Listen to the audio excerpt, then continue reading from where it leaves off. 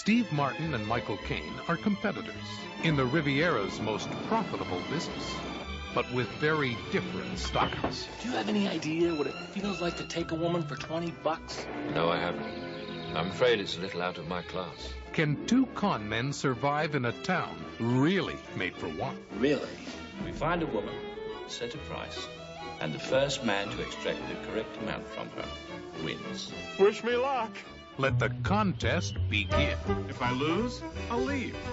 If I win, you leave. To prove once and for all who is the dirtiest, the rottenest, Do you feel this? the sleaziest, the sneakiest, the phoniest, Thank you, Your Highness. the trickiest, Don't you ever have an emotion that originates above the waist? No! the all-time champion of dirty, rotten scoundrels. Surely he was no match for you. I'm younger than you, better looking than you, thinner than you. Know your limitations. You are immoral. Steve Martin is the man no woman can resist. Eat your food. Excuse me. May I go to the bathroom first? Of course you may.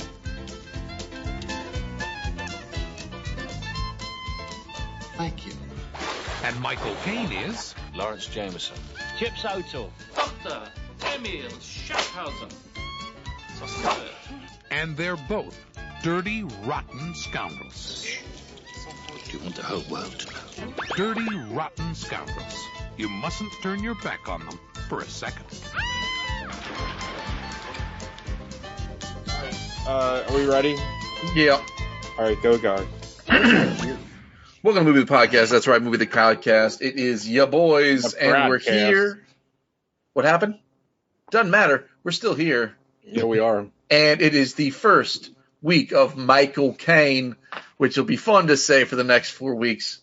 Isn't it Michael Caine? Right, it's Michael Caine. Michael Caine. Oh, Michael I Caine. see. Michael Caine. Right, you got to kind of just draw it out through the nose. And yeah, we watched Dirty Rotten Scoundrels, a movie that apparently had Steve Martin in it. Apparently, he's in it a ton. And the love interest that wasn't Madonna from Dick Tracy. Yeah, that I actually had a. I guess, oh yeah, Tess Trueheart. She so that lady, I always do this when we're watching movies. I've seen her in stuff. Like, what's she from?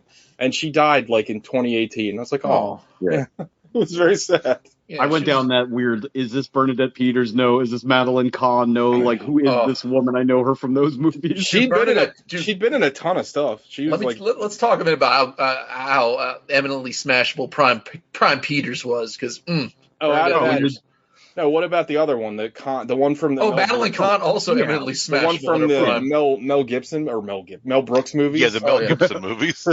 Madeline Kahn as Mrs. White in Clue checks lots of boxes. Madeline Kahn in Blazing Saddles. Lots of boxes. In History of the World, we were talking about eunuchs before we hit record. Like that scene. Yeah, come on. She's smoking hot. Oh, she's amazing. Anyway, and a funny, like both of them, funny ladies. Is she dead?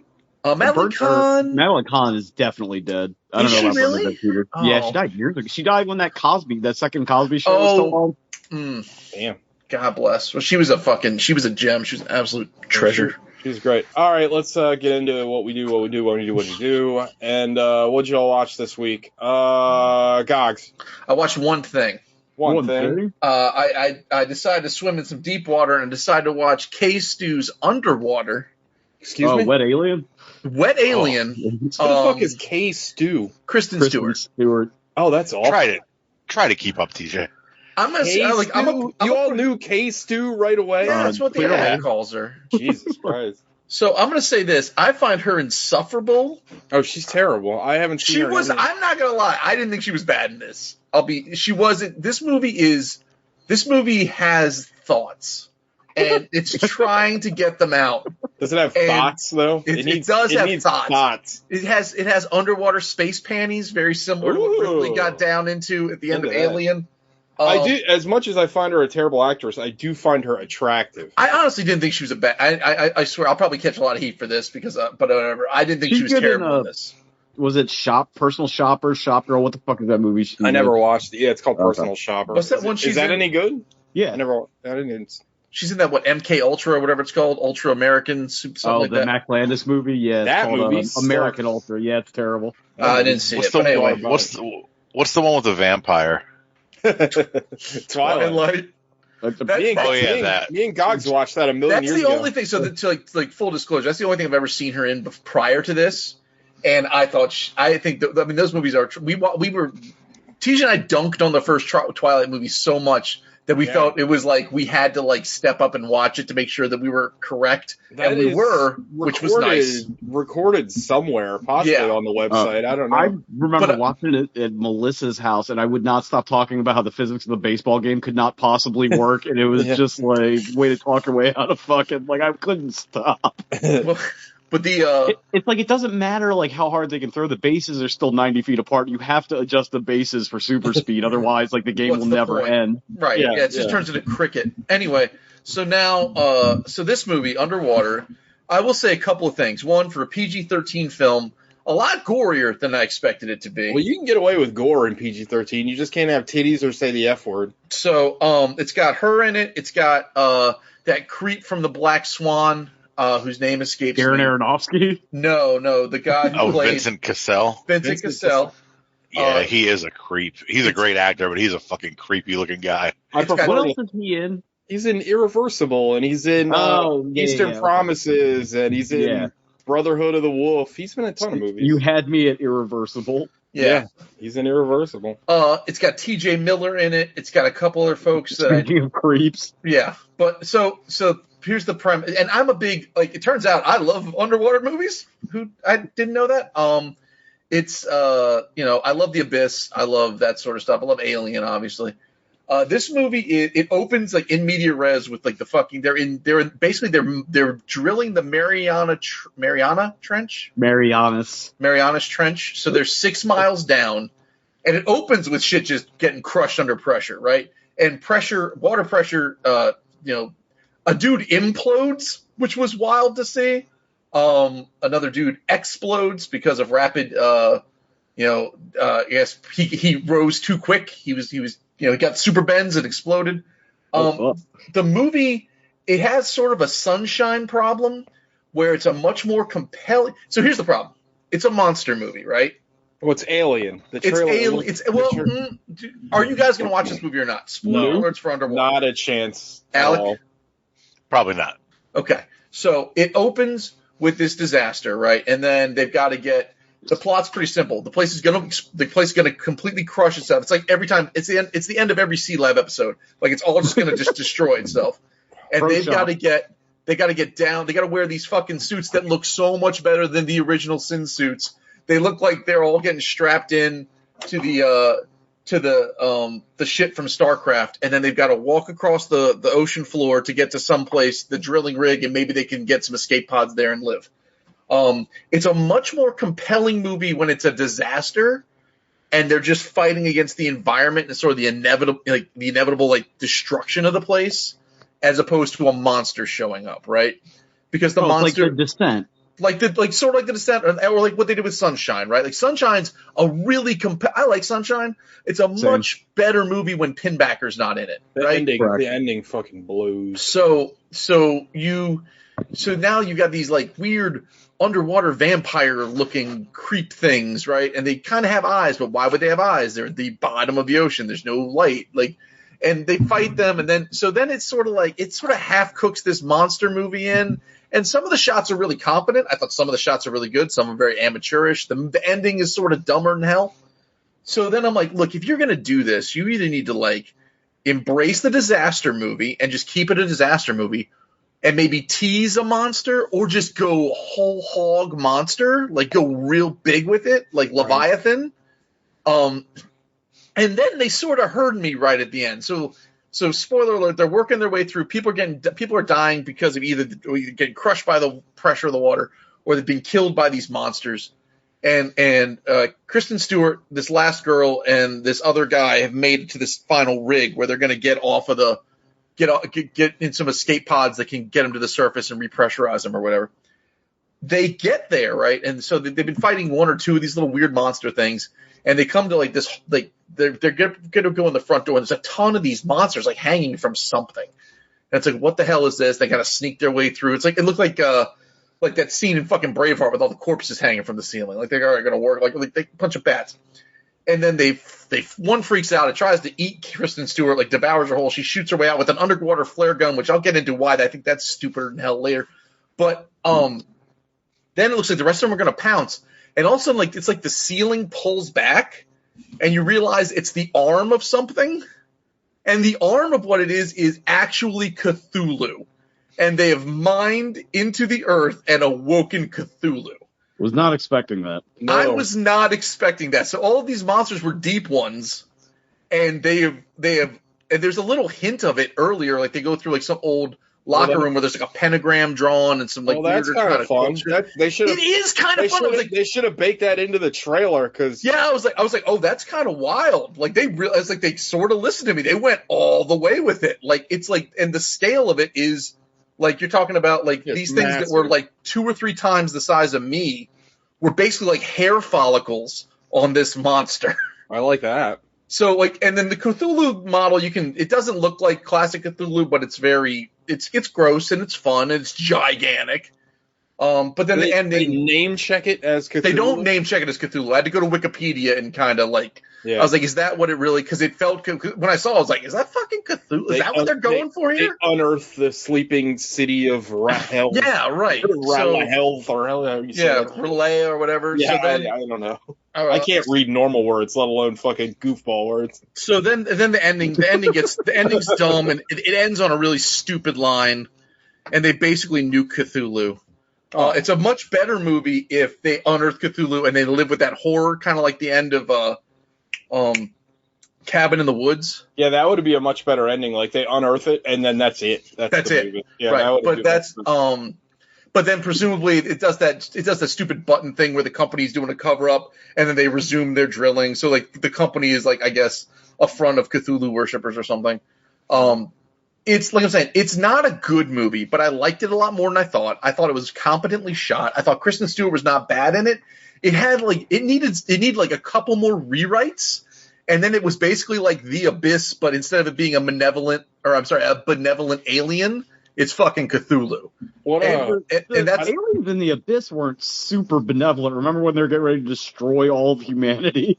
Wasn't the alternative ending like they do destroy all of humanity? Oh, I thought that. Why do I remember the aliens in Abyss being not being like playful and fun? You're thinking of the aliens from Cocoon. Oh, yeah. Or I know the batteries not included. I know the alien from Sphere, which is another underwater movie I fucking love, and a book I love. Maybe The Abyss doesn't end like I think it does. Maybe I'm only thinking of that deleted scene. But like I thought Ed Harris had like almost like a Close Encounters of the Third Kind moment and the whole point was you had to keep Michael Biehn from nuking it, and that was like the tension there in The Abyss. What I'm thinking is like they're like basically judging humanity, and they decide that like humanity isn't worth saving because it can't stop blowing shit up, so they just like kill everybody. I don't know why I've got that in my head. That is not the ending of The Abyss. Okay. They definitely, Ed Harris and them definitely live. They live because I think they managed to keep Michael Biehn from nuking it. But now I'm going to rewatch The Abyss to make sure I'm not wrong. Regardless, I don't know why, but I don't whatever. But this movie, like I'm saying, it's kind of a mess. There's some really competently done things in my opinion. I did not hate Kristen Stewart in it. I liked her character. I liked like how they set her up, and she, had vulnerabilities, and like she was good. And the ending was kind of like they took something I thought was kind of stupid and like the worst part of the movie. And the problem is they just turned it on its head way too late and didn't do enough with it, because I was like, oh, that's fucking kind of wild. But anyway, that's Underwater. But that's all I watched. What's we always talk about it, that Ben Foster movie where it turns out they were underwater the whole time. Oh, Pandorum? Pandorum. Yeah, that movie rocks. That movie slaps. Good as Pandorum? No, Pandorum's better. Okay. Pandorum's awesome. Pandorum fucking rules. That movie fucking kicks a ton of ass. It's him and Quaid. Yeah. Dennis Quaid and Norman Reedus shows up for a few minutes. It's Yeah, good. Pandorm's a fucking bang. Ben Foster, God bless him. He needs to do more shit. That movie couldn't have been marketed worse too. The poster sucks. The trailer sucks. Yeah, like it didn't tell you anything about it. No, you watch it and you're like, this is great. Like, why did they fuck this up so bad? I didn't even know it had a trailer. I thought it was like a straight to Redbox movie. No, I had no idea. it had a theatrical release. Go watch the trailer. It's fucking horrible. Well, I'm gonna say I walked into. I was gonna watch Tenet, but it was too long, and it felt like I had to pay attention more to it. So I wanted to watch something late night. So I was like, well, fucking Underwater looks like trash. I wouldn't watch Tenet when you're like half asleep. You do have to pay attention. It's kind of a smart man's movie, guys. Oh, I don't know. Pass. God, it really isn't. I'm just did that movie just show up on something? Because I think Elliot watched it yesterday too. What, Underwater? It's on HBO Max. That's how I watched it. But that's all I watched. Alec. I didn't watch anything. Sean. Weird. That's so weird. I know. Usually you're good for 6 or 7 movies. Next week we'll watch 14 movies. It was a long week with work, and none of the nights that I felt like getting invested in everything. And then last night I ended up getting shit faced. Oh yeah, me too. How many knuckle shuffles on you getting shit faced? Oh, it was -1. I felt so bad this morning. Like, oh no, I haven't been drunk in a long time. I felt like death. I didn't know you boys could get drunk anymore. Me and Stacy and TJ and Stacy's friend Jackie went to Union, and it was a nice, pleasant time drinking light, flavorful ciders. And then I decided to get oh my god, a beer that was basically a can of like old oil. It was so fucking thick. It was what was it called? It was like alcoholic maple syrup. He's like, try this. It was thick as hell, and it was just black. Was it that Vault? Was it that stick beer, the one that they do in bourbon barrels? Yeah, I forget how it is called. It's like Hot Shot or something, or Spot Shot. It wasn't bad, but it is definitely something to sip on, not something to like drink. Not a pounder. Like I drank it, and then by the time we got home, like we left as soon as I finished it. And by the time I got home, I was Stacy had to take care. Like I was basically a child again. Like it was awful. No. And I had to work early this morning. I felt so shitty. But we had a good time at Unicraft though. It was fun. Yeah, it was fun. No movies for me though. Didn't watch any movies. And for you at home, we were all vaxxed, so we're being responsible. Vaxxed and waxed out there getting it. Well, responsible in one way. Yeah. Well, we didn't I just had a couple of beers, but then like when I got home, I just like, well, I'm already a little drunk, so I just continued to drink. May as well finish it off. Unlike Alec, who hasn't been drunk in a long time, I'm almost perpetually always drunk, so it's a sliding scale, really. That's my secret, Cap. Yeah. I'm always drunk. That's pretty good. Sean, Alec, I think, passed the mic to you. Yeah, I finished Invincible. And I'll probably finish that tonight after the show. I gotta watch that. I'm really excited.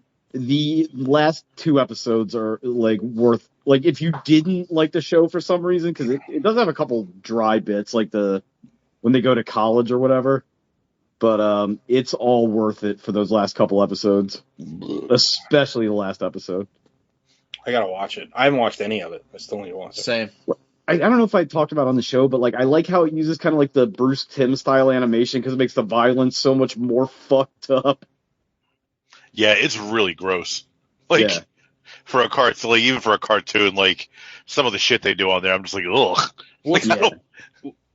What's cool is Ryan Otley is like the head of animation on that, and he was like one of the artists that did the comic book. So he did like almost the entire run, I think, if not the whole run. Nah, it was split up between him and Corey Walker, who's also like a really good artist. But it's cool that he's involved, and I think that probably leads to that level of authenticity to it, because he's one of the things that I'd say Ryan Otley is like really, really good at is like hyper violence. Like his stuff is like crazy. I didn't read much of the book, but the TV show reminds me of like an Avatar Press type book where it's just like guts and shit everywhere. Yeah, I mean the premise I think that Kirkman was trying to go for is like if Superman really punched somebody, That's what it would be. You know what I mean? I think like that was because it's funny because the comic, and I assume the show's the same way. Like the comic starts out and you're like, oh, this is like a lighthearted kind of like Spider-Man or like Superboy-esque story, and then like the violence kicks in and you're like, oh my god, like it's just like it kind of reminds me of remember Black Summer, the Warren Ellis and Juan Van Rip or whatever his name is. That kind of violence. That guy Juan Rip is amazing. Guys, you know him. He did that RoboCop book that I still have your copy of that I'm looking at right now. It's like an even more violent Jeff Darrow type thing. Yeah, absolutely. It's he's like a cross between Jeff Darrow and like Rob Liefeld in the best way possible. Yeah. Well, I saw a picture of somebody who drew Anthony Mackie's Falcon. I saw Rob Liefeld. The side chest. It's bad, so fucking bad. I love it. Has everybody seen Becky? Yeah. Okay, cool. Because I want to talk about it, like spoiler wise. So I thought have you seen it? I thought we all. No, oh, wow. I've never seen it. I thought we all watched. Wow. If you haven't seen Becky, just pretend it's an IGN review and skip to the end to see what we give the scores for everything. But like, this movie's so fucking good, and I'm watching I was worried the way you like started that off. No. Did he not like it? No, there's 0% chance. Did I tell you that the directors they liked one of my drawings and they messaged me on Instagram? It was fucking awesome. Oh, awesome. I didn't know they messaged you. What's her name? The actress. You cease and desist. The actor? No, they were fans. They were very nice. And they messaged me with a court order.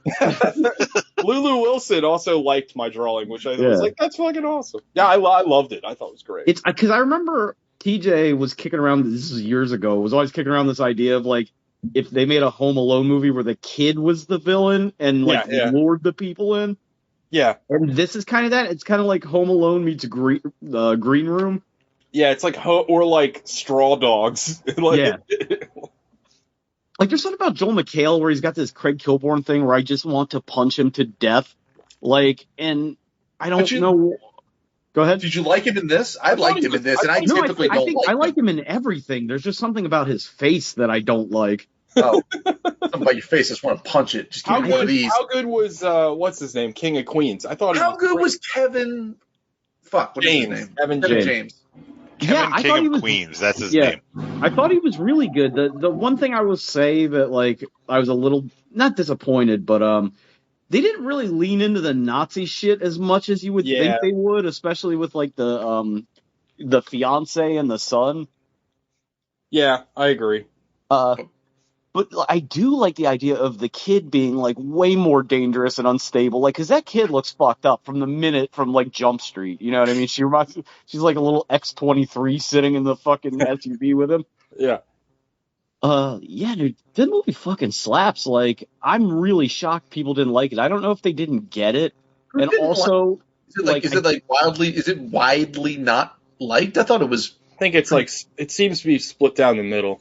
It's a lot of like, it's just a brainless thriller. I think there's a read of this movie where the kid is also a racist, like, and I know that might seem weird, but there's just something about the way she's like, Mom would have hated you, like, and then she becomes king of the Nazis. Yeah, like maybe I could see that. I thought the Kurgan from WWE was actually really good in the movie. Yeah, he was excellent. I mean, she just fucking murks him. Yeah. But it's, like, believable. Like, that's the thing. Yeah. All the kills, I thought, were, like, really well done. It is the grossest movie I've seen in a long time. Like, it's, like, trauma-level disgusting in some parts. The fucking eyeball scene. The, where it's, like, showing the ruler going through his throat repeatedly and kind of, like, sticking out the side. Yeah, I loved it. Becky's a better Mortal Kombat movie than Mortal Kombat because at least she fights everybody individually, does a fatality, and comes out at the end with an amulet. So that's a good point. That's a good point. No, this movie fucking rules. Like I said, the only thing that was a little odd, and I don't know if it's a function of Kevin James being in it, although he does have swastikas and SS tattoos everywhere, is like they don't like touch on the racism almost at all, except for the like, oh, you got to breed them pure, otherwise it dilutes their race or something. Yeah, they kind of he also he also goes out of his way almost to, at one point with the stepmom or whatever and be like, we don't necessarily hate you. Yeah. Yeah. But it's like, yeah, you do. That's like what being a Nazi's all that's about. Like their number one thing. You can't botch that. Like, you can't be like, I don't know. I think there's something kind of like sort of his sort of subtle, menacing, quiet, and then the fact that he's not on Front Street with his racism is very on brand with nowadays times of people. Well, yeah, but those guys are like Richard Spencer. They don't have fucking SS bolts tattooed on their head either. You know what I mean? It's just really incongruent for how he looks versus how he acts. I wonder if they toned it down because it's Kevin James. I wonder if they were. That's what I'm thinking. Maybe he wasn't comfortable or something, like saying shit. But it's like it's an exploitation movie, and like I know exploitation movies, and they need to have a certain level of racial slurs in them. Yeah. Just saying. Everybody's like double tough in this movie, which is interesting because everybody just kind of rolls with their like horrific injuries for a minute. The stepmother gets shot in the leg and kind of just shrugs it off. She's okay. And Kevin James' eyeball thing, like instead of going into shock and dying pooping his pants like everybody else does, he just gives him the old pop it, Tommy, and keeps rolling. But no, I fucking love the movie, man. Like I would watch a sequel of just this fucking lunatic like killing everybody in her group home. Yeah, I loved it. I thought it was fantastic. I liked it, like, that really they do not, like, push back on her being crazy at all. You know what I mean? Like, they really steer into it.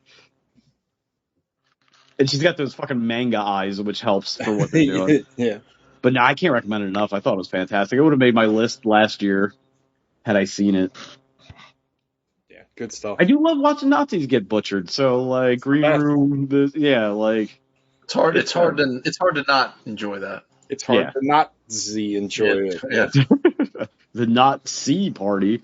Kevin could not see out of that eye when he was done.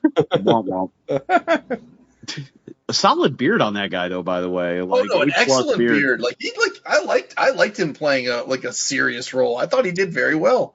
Well, he's still playing it like kind of fatherly. Like I'm going to talk to you like an adult because I want you to act like an adult. But I like it. It's creepy. Yeah. No, I thought he's really good. Teagles. I just watched one thing. I watched The Swordsman. It's a movie that came out last year. Yeah, I just saw it on your dealie. I was going to watch it. Plex. Reading. Yeah. So I needed to get the stink of Mortal Kombat out of my nose. And this is a movie that also stars, Gogs, help me out, the guy that played Sub-Zero, and he's in the Raid, and he's in the Joe Taslim. Joe Taslim.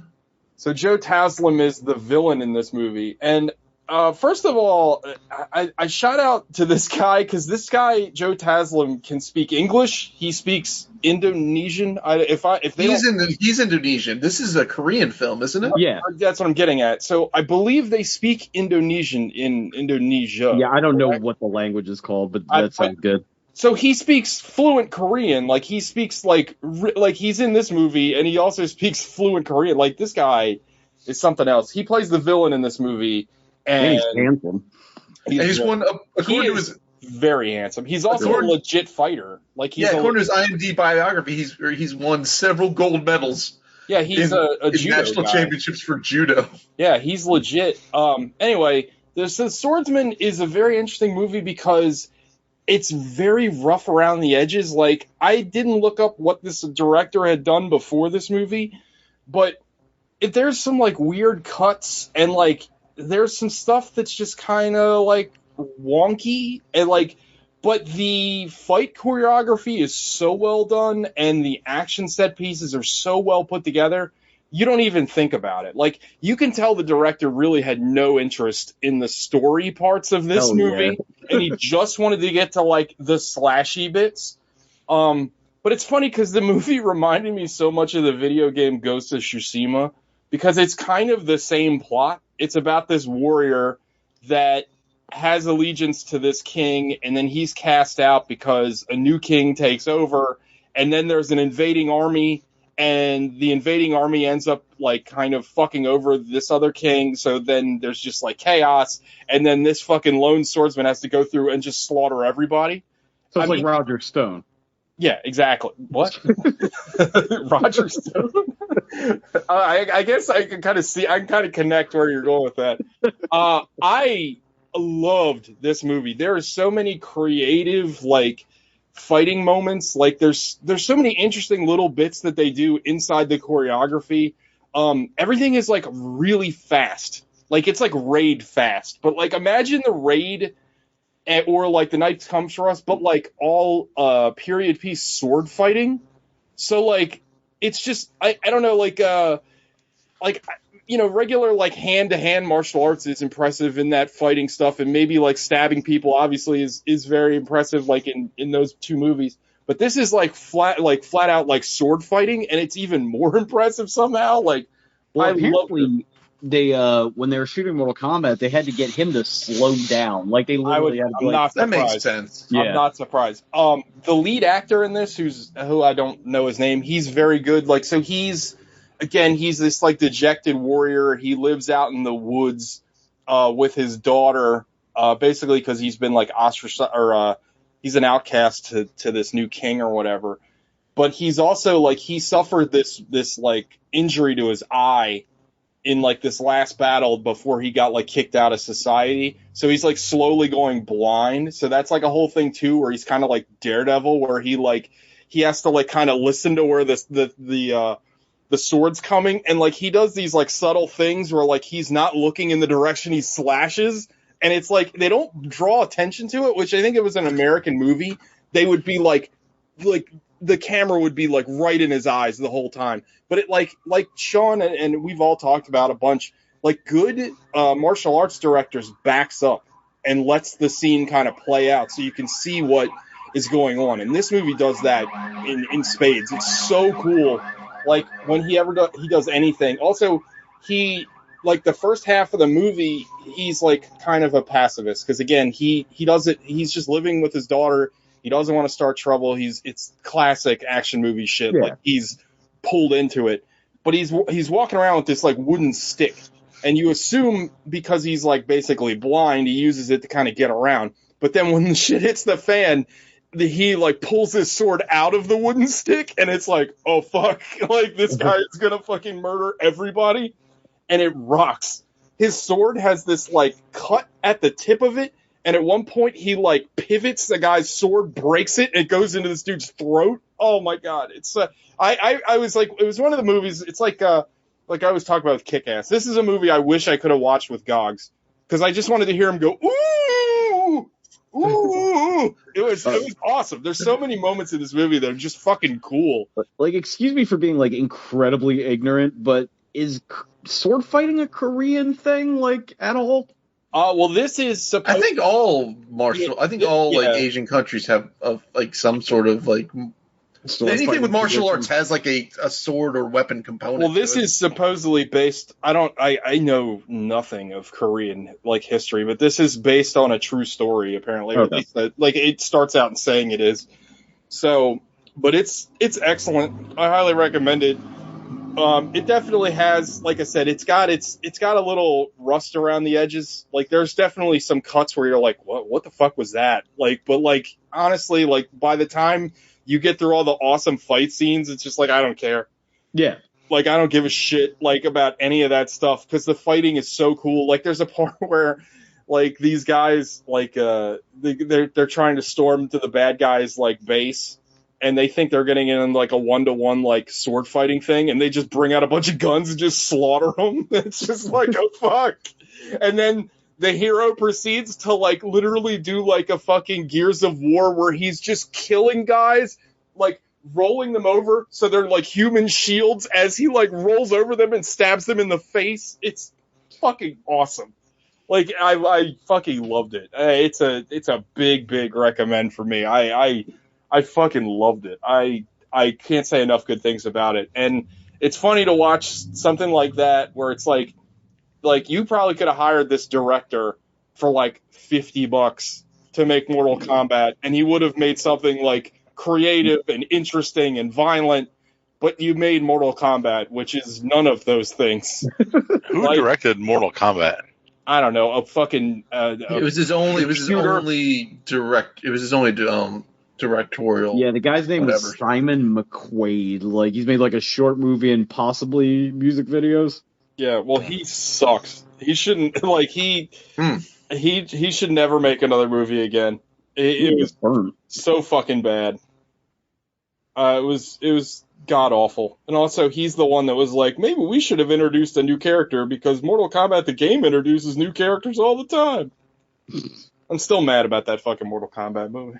Same. I think everybody should be. It was really fucking bad. And also, just before we get into our feature presentation, the new thing now is when a movie fucking sucks, there's this contingent of people that are like, well, I enjoyed it and I don't care what people say. And I know like that always existed, but now it's like very loud and a meme now, or it's just like, all right, shut up. If you liked it, fine. It's trash. Well, my favorite criticism is like, well, it's a video game movie. What do you expect? I was like, I expect it to be less like a movie. That is my problem with it, is that it's too much like a movie. You know what I mean? The criticism is it's a Mortal Kombat movie. What did you expect? It's like, well, it could have been at least as good as the fucking Paul W.S. Anderson one, because it's not. I expected a Mortal Kombat. Yeah, exactly. I expected something insanely violent. I didn't expect it to be like, you know, The Raid or something, like something good, but it could at least like it could have delivered on the promise that all the leak stuff showed, because they showed the fucking Kung Lao death, which was awesome, and then they showed the Scorpion fight the day it was released, and like those two scenes are great.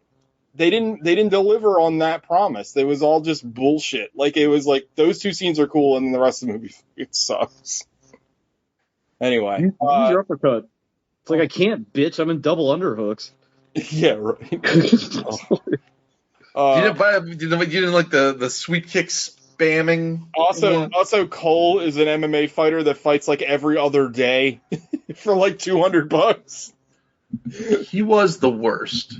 It's called getting that bread, TJ. You should know that. Well, he's a professional tomato can. I believe Sean, like term. MMA fighters like that all the time. They take fights like every other day. You know, Cole would be like, his brain would be less than pudding brain. It would be like powder brain. And it's not like they were fighting in a warehouse somewhere. That seemed to be sanctioned by somebody, and there is no commission that would be like, yeah, just call him in like right now. We don't have to clear him or anything. Their fighting federation have fighters on call. They're like fucking DoorDash for fighting. Like, look, it's his job. I have to go to my job every day. Cole has to go to his job every day. Get pounded in the face. Look, he went to college to get pounded in the face. That was his chosen career path. All right, let's get into the feature presentation. This is going to be an interesting one. I don't know where you guys are going to fall on this one. So yeah, we watched Dirty Rotten Scoundrels. Who wants to do it?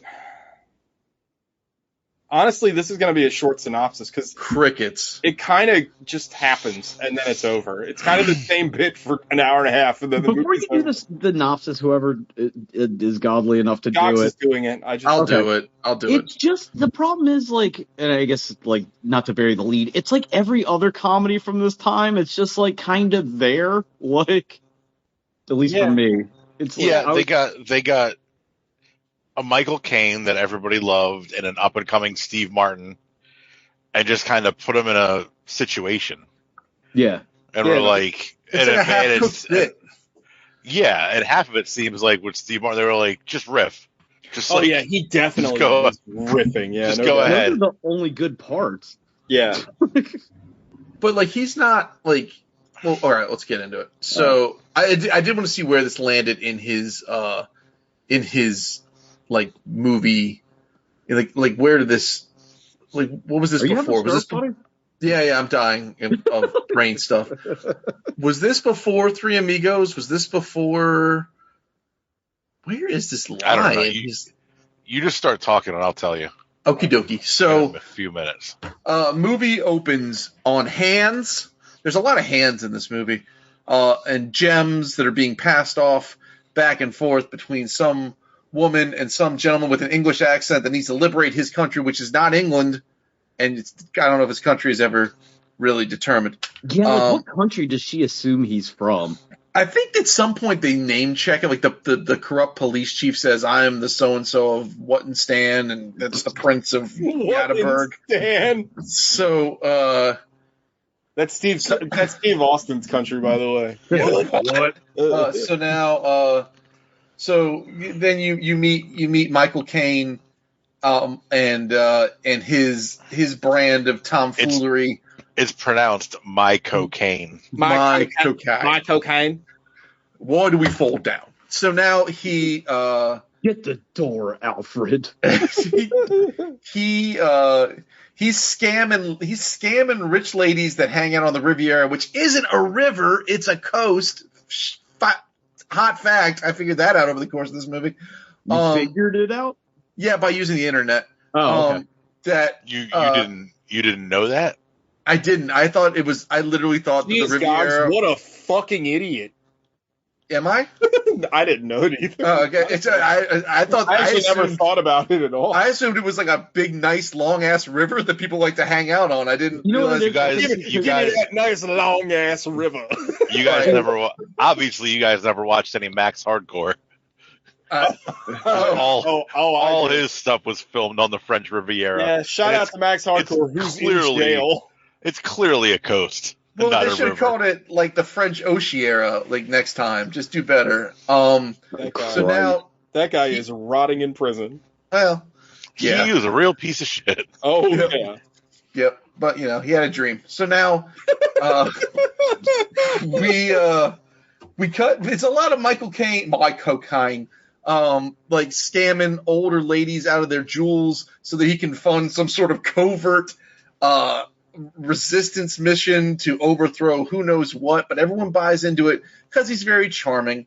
And then he's like, well, that's enough. I got to go to Zurich. So now he's going to Zurich on a train, and on the train he meets Steve Martin, who is grifting ladies for sandwiches and knockwursts and beers and pretzels. They end up sharing. Go ahead. The first. Steve Martin is a small-time hood, correct? Steve Martin is a small-time hood. However, there is rumors of an American working their way through the Riviera, the Jackal, that is just fleecing people, a confidence person. How many of these bitches did he have to grift to get there? Here's the wild thing. He gets right back. They send his ass on a plane to America, and they say he gets his ass right back later in this movie. Through conversations, Michael Caine witnesses the grift, and then they share a cabin together, and he's like, how's your grandma? And he's like, oh, it was a lie. I grift ladies, buddy. And he's trying to preach the game. This is like, I don't know, pick any ball, LaMelo, one of them trying to talk to Michael Jordan and not knowing what they're doing about basketball. Oh, I thought you were going to say like the player's ball, because it's like the scene with like Bishop Don Magic Warnock explaining the pimp game. Yeah, like Gogs pulling out NBA references. I know, current ones too. Yeah, I mean, a little weird that LaMelo Ball, point guard, is going to give Jordan a 2-guard lesson, but I like where your head's at, man. I'm trying, man. I'm just trying here. I'm grasping at ball straws. So now, also, Steve Martin's like he literally is just spitting out Jordan Peterson like talking points as to why he's a con man. He's like, men have men don't live as long lives. Men have a higher tendency of heart failure. So I figure, fuck women. It's like, what's the Chris Rock line? They got half the money and all the pussy. Like they have all the power. But you got to understand, Gogs. I know. Again, we talked about this before we started recording. But like, you don't swim in the YouTube waters that I do. These are like, people say that shit now, like with all of their throat. Like they mean that shit. Like that is like the basis for their ideology. So it's really weird to hear that shit in a comedy. Yeah. It's also be funny. Well, to call this a comedy is general. I didn't laugh much. Like the stuff. I laughed. I think I probably laughed at the same scene everybody laughed, if anybody laughed. Oh, I laughed at a few scenes. Anytime Steve Martin tried to be a handicapped person, it was hilarious. And I can laugh at that. Y'all can't. I mean, I still did. Well, I'm in Florida, dog. I can laugh at all that shit. Yeah. No, but No, Steve Martin, like, for sure spent his whole afternoon on kiwi farms. He's like the biggest, like, incel. Like, yeah, no doubt, dude. The other thing that's weird about this movie is, and like, I don't want to keep cutting you off, but this movie's really nothing, is that like this movie needs to be like sexier than it is, because even when they're doing like the grifts, it's like, can I kiss you? It's like, how old is the person that wrote this? Well, there's like, it's that, it's weird. Yeah. This movie, you know what this movie needs to be? I know it's not a direct comparison, but it needs to be Maverick. Like, Maverick's sort of a better hustler movie than this movie. Shout out to Maverick. Did not expect that. I like that movie. I like that movie. I don't think I've ever seen it. That's Mel Gibson, right? Mel Gibson's, Mel Gibson's. James Garner. Yeah, how do you feel about the untimely death of James Garner? The only downfall to that movie is Jodie Foster is supposed to be the sexy. Oh, yikes! No, thank you. That. What am I? That guy that shot Ronald Reagan? Hinckley? Yes. Sirhan, whatever. No, Yusef that shot Robert Kennedy. Yep. She's a little piece of chicken. Anyway, so now she was sexier in Nell than she was in Maverick. So now you've got so Steve Martin's trying to explain this game to Michael Caine, and then he's like, he makes a phone call, and Liz pointed it out. I watched it with her. She's like, how do you make phone calls on trains back then? I was like, I have no idea, but he does it, and they're talking about where on the Riviera to best poach ladies, and so Michael Caine wants to steer him away just because he doesn't want him to spoil the game preserve or something. And he gets another sexy lady to get on there and talk shit. And then Steve Martin sticks around and there's a sandwich or something. I don't know. He ends up taking, there's a new lady coming to town, and Michael Caine and his stalker, wisdom with his web of spies and what I assume is carrier pigeons determine that this lady's coming in from I don't know, Manchego or somewhere in a white Ferrari. And then there she is rising over the corner. And she's got Steve Martin with him. He's like, this is going to be a problem right now. So then he confronts him. And then they end up sort of like, how do they find out that they're both in the grift together? How do they find out that they're both grifters? When he shows back up, they arrest him. Yeah. That's right. They arrest him, and then they arrest him, and then Michael Caine acts like as an innocent benefactor and like gets him out of prison. Yeah. He puts him on a plane. He's on the same plane with that lady from Tulsa. It's like, oh, you know the prince. Are you part of his special operation to possibly overthrow America? Because why would you be flying back to America? And then he comes back to the Riviera, which is once again on a coast and not a river. And he's like, I want all this. And then you're treated to like a 15-minute montage of Steve Martin learning how to walk and hold champagne. Dude, this part of the movie drags. And well, also like it like ultimately goes nowhere. So you could cut it completely. Well, yeah, because he spends presumably weeks and weeks to learn how to be a gentleman, only to play Hugo eating a bucket of fish heads in the basement. Dude, this scene is wild. It's like a My Fair Lady that doesn't end the way it's supposed to. Yeah, they're gonna do a Pretty Woman, but they didn't. Yeah, my reference was good enough, but that's fine. Yeah, well, Pretty Woman is the My Fair Lady of prostitutes. But like, it's like, but the thing is, like, the scene ends with Steve Martin and Michael Caine being at odds again. So like, you could have cut that whole sequence because you end up at the same spot that you began, and you could have cut 20 minutes out of it. But now Steve Martin has knowledge, and now Emperor Palpatine also hates him. Okay, pause though real quick.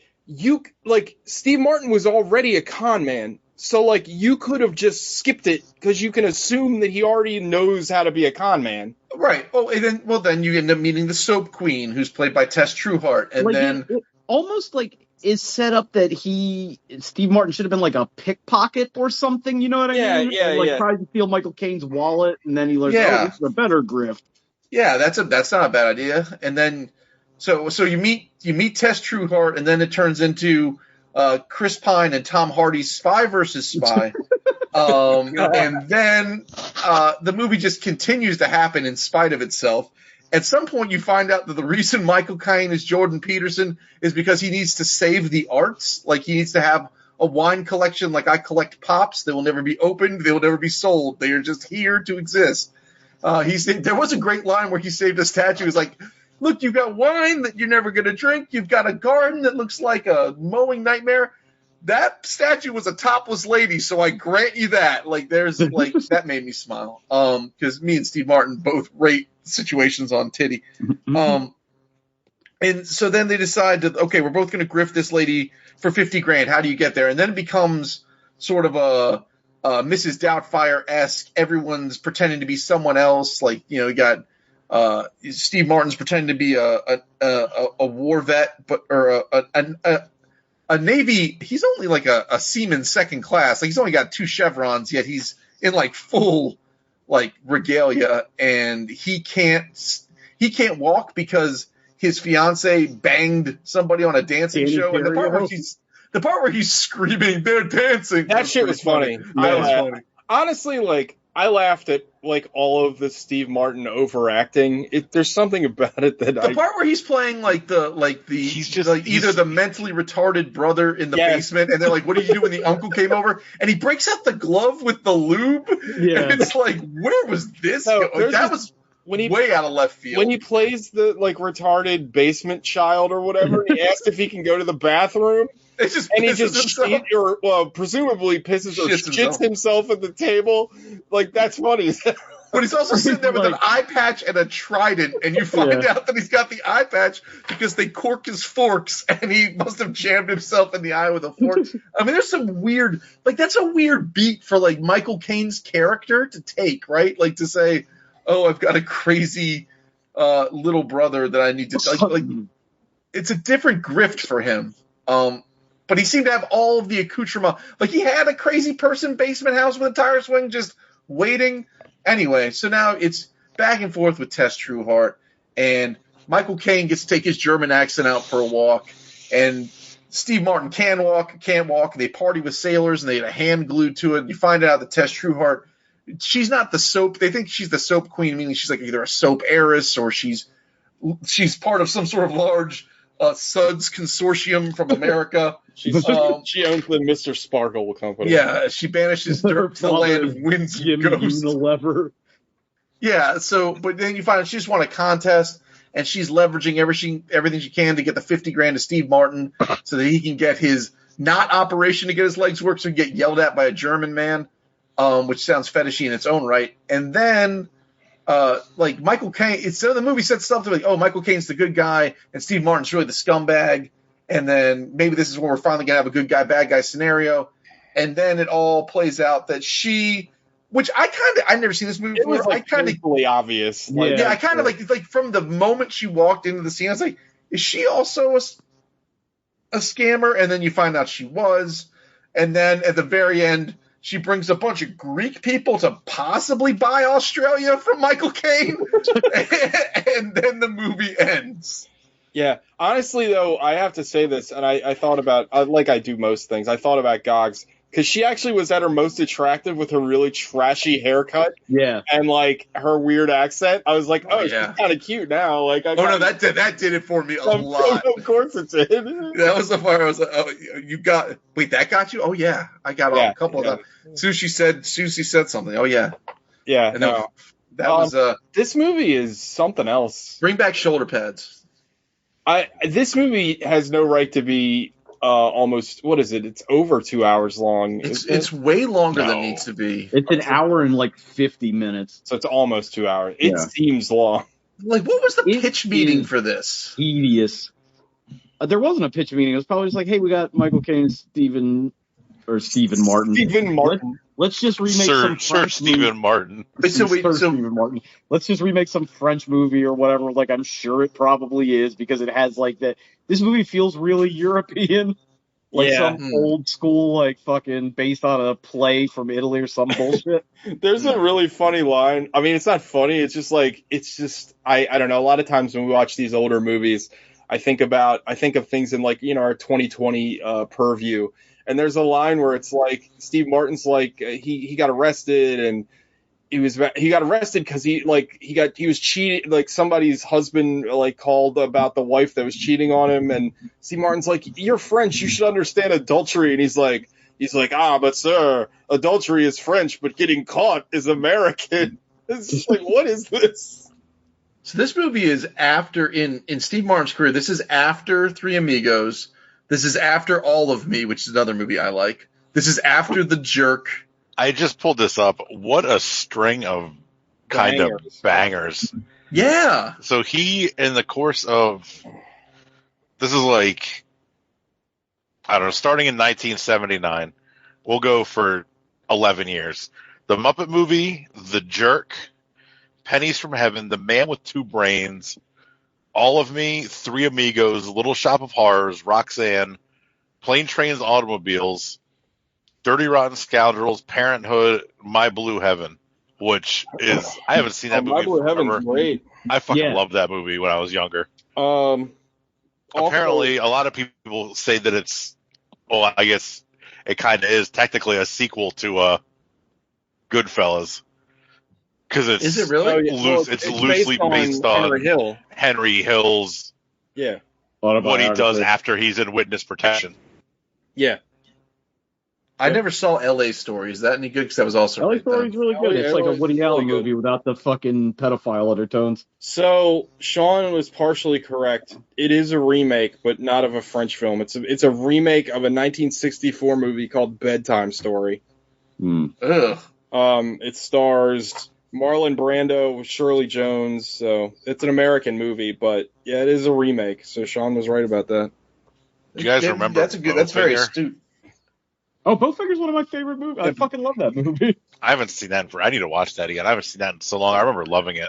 We should have a Steve Martin month. It might be too good depending on what we pick. I love The Jerk. I think The Jerk is up there with Airplane as like one of the funniest movies. Like, everybody loves The Jerk. Pure comedy. The scene where Bernadette Peters goes up to him is like, "Have you seen an 8-year-old boy with brown hair wearing a shirt that says bullshit?" And you just have the kid. He just has a baseball tee that just says bullshit. I want it so bad. There's like the scene where they're by their tennis court and they've got two like water coolers. One's full of red wine and one's full of white wine, and they're drinking them out of paper cups because they just think this is what fancy people do. Like, I love that movie. So let's talk about the movie we just watched instead, which I did not like as much. It's tough because it's funny. On one hand, when this movie started, I kind of appreciate like the pacing and tone of what movies used to be. Like, I don't know, we generally watch like more contemporary movies, and like movie dialogue now has a certain sort of tone that actually more like in the last like 15 to 20 years, like I feel like dialogue has gotten super annoying in a lot of movies, like the snappiness of how things talk. But this is still like very stagey. Like everything in this, it feels like an old movie. Like everybody kind of like says their line, waits for the other person to say their line. And like at first I was like, oh, this is kind of refreshing. It's kind of like it got incredibly tedious. It got very like it's very static and boring. Like I feel like it's like there is clear-cut times where it's like, well, this is a serious scene, and then you have Steve Martin playing a retard, and that's the comedy. And like I have to say, like I enjoyed pretty much everything Steve Martin did. There's something about him and his performance where, like, when he's caught in a lie, his, like, constant, like, improvisation to, like, figure out how to fix himself out of the lie. And I know, obviously, it's all scripted, but, like, he makes it seem like he's thinking this stuff up on the fly, and I felt like that was pretty funny. Like, there's a part where he, like, throws himself... Well, he doesn't really throw himself. He fake throws himself in a wheelchair downstairs. And then, like, he does this, like, army crawl. I don't know. That shit was fun. Again, if you pretend to be handicapped, I'm going to laugh. It's always funny. And I'm giving all you guys handicap passes because it is funny. It's like... If you laugh at real handicapped people, it's not funny. But when you laugh at able-bodied people pretending to be handicapped, always funny. Does that include mental handicaps as well, or we only get physical because you're only physically handicapped? Oh, I think I get both. Oh, I mean, okay. why not? So I can I'll still give laugh at- everyone the emotional handicap pass if you need it. We all got that. I can still laugh at the bit of dialogue in The Ringer where it's like, Jimmy, that guy's like the Deion Sanders of retards. But yeah, this movie just kind of dragged, and it felt like the same setup and punchline for like an hour. Like it felt like they kept doing the same thing over and over again until they got to that one part where I thought that Michael Caine was going to have like a gay sex party with a bunch of sailors for Steve Martin. I didn't know where that was going. That was very strange. Yeah, I'm glad you said it. It feels like somebody was like, oh, it's like they just gave him a fucking like, oh, just riff. It feels like bad improv. Like, okay, the scene is you're pretending to be handicapped, you're pretending to be a doctor, and go, and then just like it just never ends. Yeah. Like this movie was I don't know if we said this yet. Directed by Frank Oz, who I like quite a bit. I think he's a talent. Yeah, he's great. He's Yoda. But I expected him to. I expected it to be funnier because I think he's a funny guy and he's got a better sense of like I don't know. It's so. I know he's directed a bunch of movies. The only one I can think of is that fucking terrible Edward Norton movie where he also pretends to be retarded. I think Brando's in it. Yeah, it's fucking awful. Alec, what did you think? You haven't said much. It was slow to start. Definitely. It was slow to start. Yeah. Like the beginning, like I was like, oh, this is gonna be a problem. But I don't know. I didn't hate it. Yeah, I didn't hate it either. It wasn't like I didn't like it. It definitely was too long and definitely had stuff it could cut out. But like serious, like Defender of the Realm, Sir Michael Caine playing off like peak goofball Steve Martin. Like I don't know, it worked for me for the most part. Like I said, there were times where it just kind of drug on and on. But I like the scene where. What's his name? What's his German? Dr. Lichtenstein or whatever? Yeah. When he's just like beating the shit out of Steve Martin. That was pretty funny. Whipping the shit out of his legs. That was great. And Steve Martin's face the whole time because he has to act like he can't feel it. He's like, can you feel this? No. Whack. When he takes a running, like he does like a Happy Gilmore, like run up to it. I don't think they gave Michael Caine enough room to get funny. They didn't let him get goofy with it. That was the closest they got. And that seems funny. But like overall, I for the most part I enjoyed it. I didn't really wasn't on board with the when they figured out that she wasn't the heiress they thought she was, and then they were like, "Oh, let's change the bet to who can fuck her first." Yeah, that was weird. I was like, "That's a strange way to go," especially since Michael Caine, like, you're led to believe up to that point, like he grifts these women, but he doesn't fuck them. Yeah. He fucks. Which I guess is a kind of a strange when he gets home. Strange line to like make, but. I mean, to be fair, every woman I fucked, I had to grift in some way or another. The thing is, it's that also the resolution to this story is that they're like a throuple. I mean, that's how I read it. Like they were all fucking now. Like it seemed like. Oh, it's on. Well, also there is a scene that I don't know, because again, like I always think about, well, we could have punched this up a little bit. There's a scene where Steve Martin thinks he's just about to fuck her, and Michael Caine is sitting off camera, and he's like, "We helped you," and like I really wanted the scene to be like him fucking her, and then Michael Caine like gets in bed, and be like, "See, we told you," like, or he just slow claps, like he's like, is he? Oh, I thought you meant that they just like spit roast her. That would, even better. I mean, that's a slow clap. That's the slow clap of sex. So wait, Sean, I got a little fun fact for you. Ready? Okay. Frank Oz also directed Bowfinger. Oh shit! Well, he did make a good movie. At least one. Yeah. But that movie, I think that movie works in a way this doesn't, because like I know like the joke is Michael Caine is not like, I mean he's a funny guy, but he's not like funny the way Steve Martin is. But in Bowfinger, it's him and Eddie Murphy who like kind of resurrected Eddie Murphy, because it's like the only movie he was good in. Christ, I couldn't tell you how long. Just trying to outdo each other, and it just gets more and more ridiculous. And this is like weirdly kind of grounded for a slapstick French-seeming movie. I wouldn't call this slapstick though. This is not. There's a lot of slapstick. Absolutely in this movie. slapstick. We just talked about the scene where he's getting. Well, you got literally ripped, slapped with a stick. I guess that's true. And he's but, like, he's fucking the wheelchairs. All the Steve Martin stuff is pretty slapstick. Dude. Yeah. Like he's very like all the comedy is very physical. You're right. Have you been down here banging on your pots again? No, what's gonna happen when you run out of pots? Like, Yeah, I laughed at that. yeah. It's pretty. It's like I don't know. They're like the Steve Martin stuff is pretty funny, because it's so fucking absurd. But like I don't know. There's like a weird like balancing act this movie doesn't. You know what I think is probably the biggest problem is like it doesn't feel like there's any escalation. No. It almost like the plot would almost work better. I know they're con men, but it almost worked better reverse if it was like the first one to fuck her and then they find out she's rich afterwards and it's like, okay, now it's the first one to get $50,000 or whatever it is. Yeah. Yeah, you're probably right. That might work a little better. But I do agree that there's no like, it's kind of, the goal is kind of stagnant through the movie. Maybe they should have had like a smaller bet like first, like, and then get the main target. Like that would have probably made it a little bit better. Or something. I don't know. Take out that stupid montage where he's learning how to be a gentleman and maybe have like a smaller scale bet where then they have to up the stakes. Like, okay, you won this one, but what about this one? Something like that. But I also agree with Sean, like Steve Martin probably shouldn't have been just like a low level grifter. He should have been something else, like a pickpocket or something. I don't know. Should have been a different kind of criminal than he teaches him all his ways, and I think you guys brought it up already, but he doesn't use any of it, so it's he just goes back to his regular kind of Steve Martin grandma grift.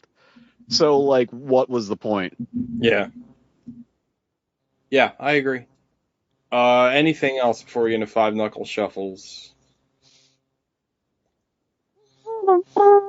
I guess that means no. Sean. The 5. Like, it has some really funny scenes, but like, it's almost totally unmemorable besides that. Like, I don't even really remember like Steve Martin's name's like Doug or Dave. Frank? Something? I don't think Freddie. Yeah. But then it's like Michael, I don't know, man. Like, I know it's 2021 and it's different, but the women minus her in this movie are incredibly stupid. They are, yeah. It's like what I said in Randall. It's like the message of this movie is women are fucking dumb. Yeah, like, I mean, just the bullshit that comes out of his mouth, like, he's like some kind of African warlord or something. Maybe if they went deep and it was like, oh yeah, I'm actually in Liberia trying to suppress rebels, like that would work. But it's also that funny kind of 80s like women empowerment thing because the one woman is just like they are, so it like evens out, you know? Like it's like, oh, see, women aren't stupid. This one conned the two guys. Because like, you know she's a con, like you can see it from so far away, she's not really likable. No, you know what I mean? So, like, when she does get over on them, it's like, okay, well, whatever. Like, I don't care. As soon as they had that scene where Michael Caine, like, was like, oh, wait, you're a decent person. I'm like, oh, okay, she's a con person. Yeah. She's another con person. Like, I don't know. I didn't put it together till almost the very end. Well, I am a cinema expert, Alex. So when she came to him, like, in tears, I was like, oh, she's a grifter, too. I did not think she was the jackal though. But she's not the grifter. Cold. You know why? From Wild I thought it was super obvious is because they are so like non-specific about what she is, but every other woman in the movie they grift, it's like, oh, she's Penelope Vanderfart and she's the heir to the toothbrush cap fortune. You know what I mean? They're like they know everything about all these other people. Her, it's like, I thought she was a soap opera actress for like the first half an hour, so.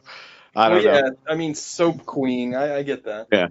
So, but yeah, it's just like a very middle of the road. Like I put up there with like, this is a much later movie, but it's the same kind of movie. The Mickey Blue Eyes, the movie you go to a girlfriend's house and their parents would put on, like, oh, let's watch a movie after dinner, and then you're stuck sitting on this like uncomfortable couch watching Hugh Grant pretend to be a mobster. Oh, that movie sucks. But yeah, I mean, it's whatever. Gogs. It's also a 5. It's maybe it's a 6. It's in that neighborhood. I don't hate it. Parts of it are funny, but it's it's not funny enough to be a comedy, and it's not crimey enough to be a criminal movie. I don't know what this is. It just seems like people are just throwing shit against the wall to see what would stick. Like they're just like, all right, well, have him do this now, and then let fucking Steve Martin vamp like this. And like I say, don't give Michael Caine enough room to like get goofy. When he does get goofy, it's funny, but he doesn't like stay. It's either he needs to be like a complete straight man, or like he gets to be goofy with Steve Martin. They don't really find. I don't find his character compelling. I don't find it particularly funny. Yeah, you're right, because he's not like straight enough. Right, you know what I mean? He's got to be one or the other. They don't pick a side. Then you've got the whole Tess Trueheart bit. When I first saw her, I was like, oh, maybe she's a con artist. Because there's something about the way she like fumbled with the dogs and looked up, like who saw that, kind of looked around, like eye in the room. I was like, okay. And then as the movie progresses, like, oh, maybe she's a decent human. Like she got me. I think maybe she's a good person. And then legitimately, when she showed up and was crying at Michael Caine's house, I was like, oh, maybe she's. I was like, well, maybe Steve Martin just turned into a complete heartless scumbag, and then the rest of the movie's like, because there were still like 15 minutes left. I was like, maybe it's Michael Caine hunting and killing Steve Martin. Like, where's this gonna go? I will say, if they did that, because it felt like that for a second, right? Like, it was like Michael Caine had like a change of heart, and Steve Martin went harder and became like evil. That's a better movie. I really wish Goggs actually thought that may happen in the movie, because I would like to see that movie. But then when they get Steve Martin, and as soon as he gets out of the car in like the bathroom, I'm like, oh, okay. Well, then she's the grift, and I didn't expect her to come back with a boat full of Greek people, and I didn't expect her to be the jackal. But there you go. And then she's like, they made a movie with Bruce Willis about her. I love that movie. I fucking love the jackal. Sure you do. The jackal is a poor man's Hudson Hawk. Oh, hey. But yeah, that's my thoughts on the film. Alec, I'm gonna give it a 7. Like, I liked it a little more than you guys. It still had problems. It definitely had pacing problems, and there were definitely some tone issues. But I don't know. The Steve Martin and Michael Caine, I thought they had pretty good chemistry, even if it was a little uneven at times. I thought they still worked together. Well. Yeah. And I would like to see like a similar movie with those guys in it. And really just like to see Michael Caine do more stuff like that. Because he hasn't done a ton of comedies. Like, he was in like Austin Powers. What's the one with Sandra Bullock? With the fashion show. Oh, the beauty pageant. Miss Congeniality. Yeah, he's in that, and he plays like the costume designer or something in that. Okay. I'd like to see him do more things like this, because I think it shows he has a much bigger range than what he typically does. His like stoic, stiff upper lip, typical British guy thing. You know, now that you mention it, it does kind of feel like a lower tier, like Gene Wilder and fucking Richard Pryor movie, like a Hear No Evil, See No Evil sort of thing. Like, that movie now, that's a no, that movie's funny, but no, this doesn't feel like their chemistry's good enough. It feels like they've been in like 8 of these kind of movies together, and this is just the shitty one. No, that's fair. Yeah, you're right. Like this is their Farley and Spade. Like, they just know, but they never worked together or since, I don't think. Well, Steve Martin doesn't really do anything anymore. Michael Caine's still going strong. Oh, we lost Sean. Oh, that's it. Hi, Sean. Have you ever seen Jaws 4? No, but I've seen the house that it bought. Yeah, that dude missed the Oscars to make that movie. And I think he won an Oscar. Anyway. Did everybody go? No, I didn't go. Oh, TJ. Sean's coming back. It's a 6 for me, dog. I didn't hate this movie, but like the parts the reason it's above 5 territory for me is like I don't think I'm gonna forget Steve Martin being like a retard or like a handicapped like naval officer. Like both of those jokes you just couldn't write anymore. Like it's crazy. It's like his whole bit, his grift was like, okay, what disability am I gonna crib from now? Like it's even before that, his grift was that his grandmother is almost dead. Surgery. Yeah, it's pretty amazing. But like he's really funny. Like I think like all his scenes are pretty funny. There's something about his, again, it's a very showy, a very stagey kind of act, but like it's funny to me. Like it's very over the top. It's not very natural at all, but it's funny. It's very compelling. But the movie just like this. Like I said when we started the show, I thought this movie was over 2 hours long because it just felt so long. You cut this movie down to 90 minutes, and it probably gets a 7 or an 8. Like I think there's so much you could chop out of this movie.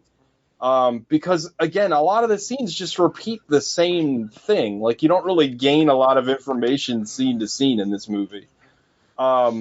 There's also a hilarious dance sequence that I loved in this movie. Like it's just a weird nightclub playing a weird song that no one's ever danced to in history, and like everyone's jiving to it. I thought that was pretty great.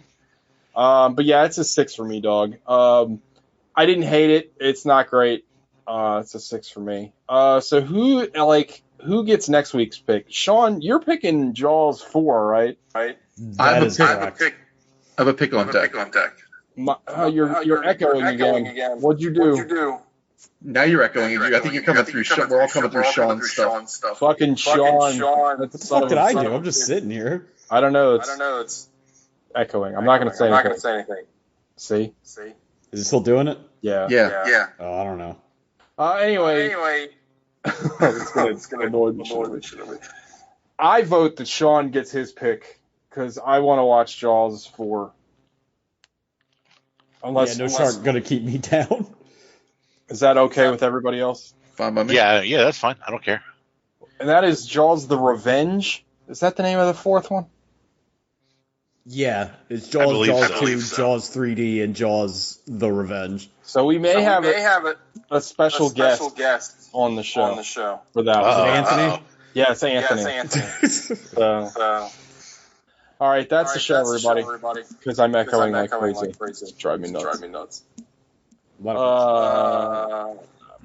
Eat your own ass. Bye, everybody. Yeah. See ya. Oh, gone.